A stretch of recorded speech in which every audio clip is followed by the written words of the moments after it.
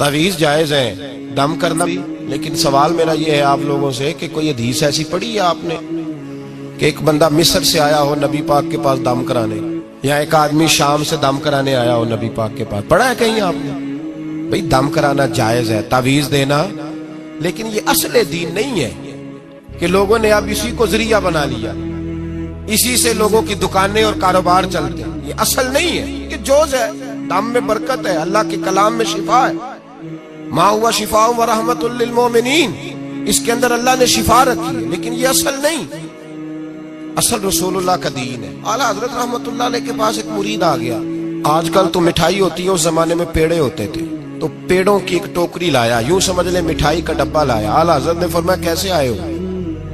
हुजूर जियारत करनी थी। फरमाया कोई हुक्म मेरे लिए? का जियारत। भाई बात ये छोटी है, लेकिन इन बातों का पस मंजर देखो और आज के जमाने में इन बातों को परखो तो देखो दीन किस तरह बेचा जा रहा है। मिठाई का डब्बा लाया है, क्या हुक्म था? का जियारत करनी थी। कोई बात तो बताओ, का जियारत करनी थी। आला हजरत ने ना वो मिठाई का डब्बा तालिब इल्म को कहा पेड़े जाओ घर दे आओ। वो घर दे आया तो थोड़ी देर के बाद मुरीद कहने लगा हुजूर एक तावीज़ भी चाहिए था। फरमाया फकीर ने तो 2-3 दफा पूछा कोई हुक्म, तो आपने कहा सिर्फ जियारत। अच्छा तावीज़ भी चाहिए? कागज कलम मंगाया, तावीज़ लिखने लगे और तालिब इल्म से कहा वो डब्बा तो ले आओ घर से मिठाई का। वो बच्चा अंदर से क्या डब्बा लाया।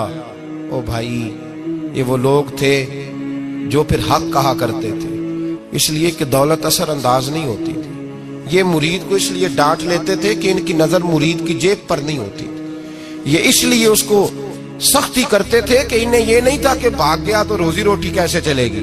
कहा आला हजरत फाजिल डब्बा लाओ, तो वो घर से डब्बा मिठाई का उठा लाए। आला हजरत ने तावीज़ भी दिया। वो कहता है जब डब्बा आया ना तो आला हजरत ने हुक्म दिया ना डब्बा भी मंगाओ। अब उन लफ्जों में जलाल इतना था कि मैं घबरा गया, पता नहीं अब क्या बनेगा।